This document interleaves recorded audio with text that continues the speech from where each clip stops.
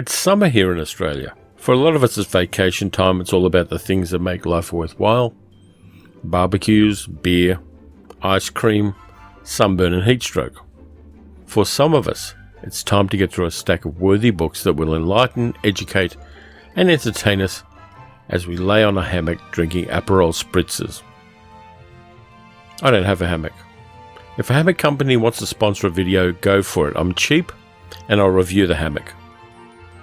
I'm a movie buff, so it's time for me to view my way through the to be watched box. This is an actual picture of it.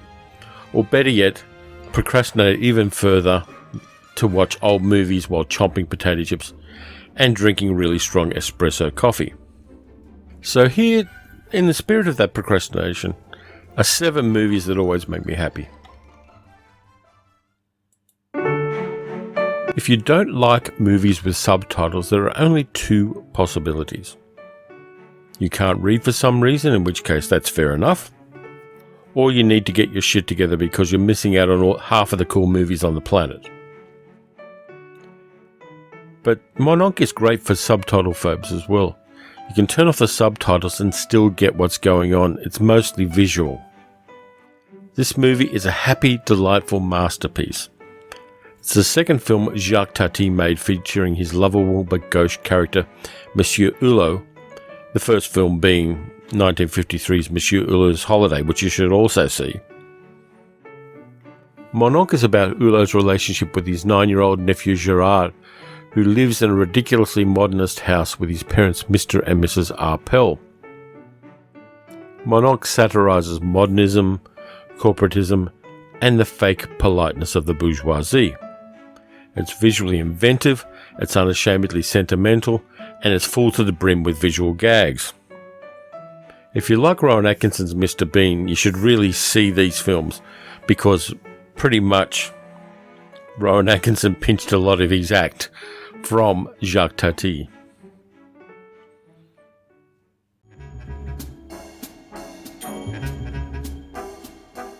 Subtitle haters will need to toughen up for this one. Following his successful romantic Umbrellas of Cherbourg, a musical where all the dialogue is sung in French, director Jacques Demy followed up with an homage to Hollywood musicals, Les Demoiselles de Rochefort. Starring real-life sisters Catherine Deneuve and Françoise d'Orléac as the twin sisters Solange and Delphine, it's a story of them looking for love on a summer weekend in the port town of Rochefort. Demy painted the buildings around the town pastel colours to festively enhance the locations.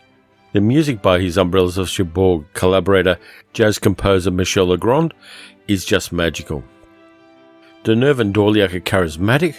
Their mothers played charmingly by French movie legend Danielle Derriere. It has George Dakaris from West Side Story in it. And this movie was Gene Kelly's last real musical, even though his wig is sketchy in some of the scenes. The movie is joyous, entertaining and inventive. And for me at least, when I'm feeling down, it will always cheer me up.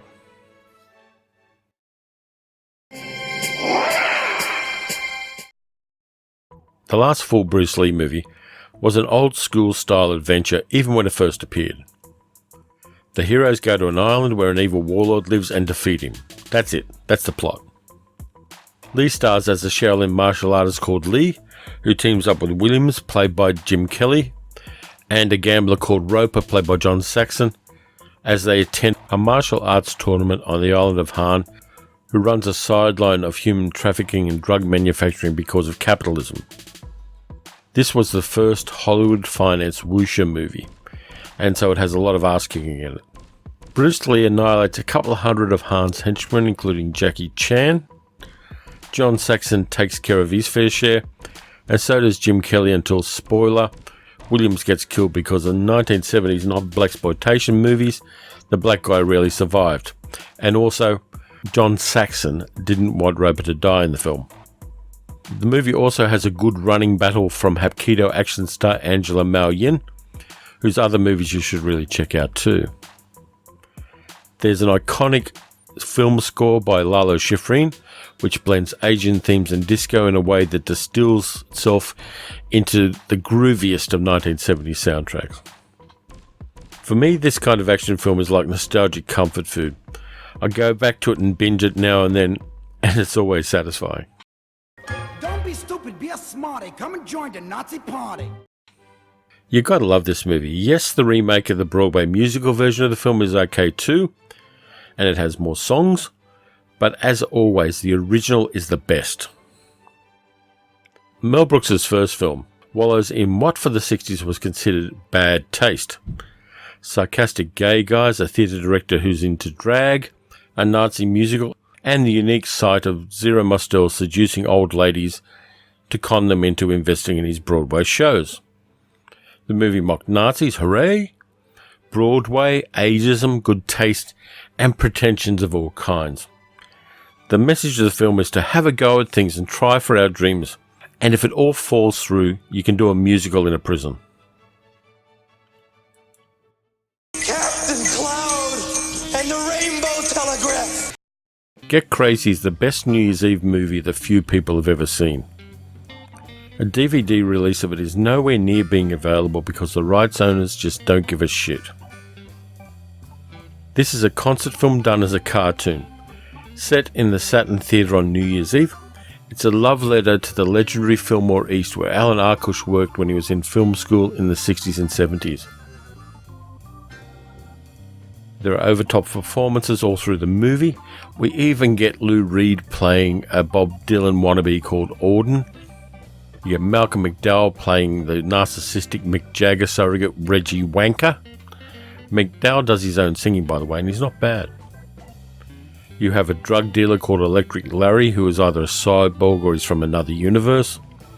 You have blues bands and new wave bands, a punk called Piggy, and a cast of cult actors too numerous to mention. You should find a copy of this somehow and share it with your friends. It's silly and it's a lot of fun.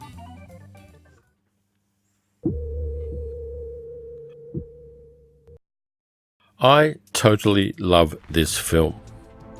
I can rewatch it every year or so and still enjoy the ride. It was groundbreaking in its time, and even now it loses none of its entertainment value.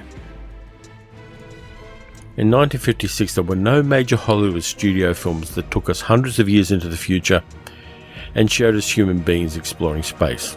None. Forbidden Planet is the blueprint for all of the space operas that followed. I said it was groundbreaking because without Forbidden Planet there would have been no Star Trek. MGM took a chance and put together a big budget science fiction movie which, for the first time in Hollywood history, took science fiction seriously. The production design is mind-boggling. From Morbius's home on Altair 4 to the interior design of the C-57D space cruiser, the massive Krell complex, and Robbie the robot, the designs are a perfect evocation of 1950s science fiction. There's a soundtrack of electronic tonalities by Louis and Bibi Baron, which was groundbreaking for 1956 and added a wonderfully retro-futuristic soundscape to the film. Add to that a plot based on Shakespeare's The Tempest, you can't go wrong stealing from the best, and you get one of the best and most entertaining science fiction movies of all time. We're three gay caballeros. 2 years after their first cartoon movie set south of the border, Saludos Amigos, which was also recommended by the way, Disney followed up with The Three Caballeros. This was part of the US State Department's World War II initiative to encourage friendship across North and South America because of the Nazis. Three Caballeros is 7 short animated films linked together by the antics of Donald Duck, Panchita Pistoles from Mexico, and Jose Carioca from Brazil. There are also live-action sequences combined with animation featuring Carmen Miranda's sister Aurora. If you like Mary Poppins throwing together Julie Andrews, Dick Van Dyke, and dancing animated penguins, then you're going to love Three Caballeros. There's a scene where 2 live-action men dancing morph into animated fighting roosters. It's beautiful to see. The animated sequences vary. There's a so-so sequence involving a penguin who hates cold weather. But the thing that makes this movie joyous, apart from combining live action and animation, is the music. Using musos from Mexico, Central and South America, this one has a vitality and authenticity that Disney never emulated in later years. The creativity explodes from this movie, and it was made without the diluting micromanagement of later Disney projects. You should really check it out. So there are the 7 movies that make me happy. I hope your 2019 is full of happy movies. Step outside your comfort zone, watch some subtitled films if you're not comfortable with that, and just go with the flow. And don't forget, like, subscribe, and most of all, comment. Let me know which of the movies that make you happy, and I'll be back soon with more stuff.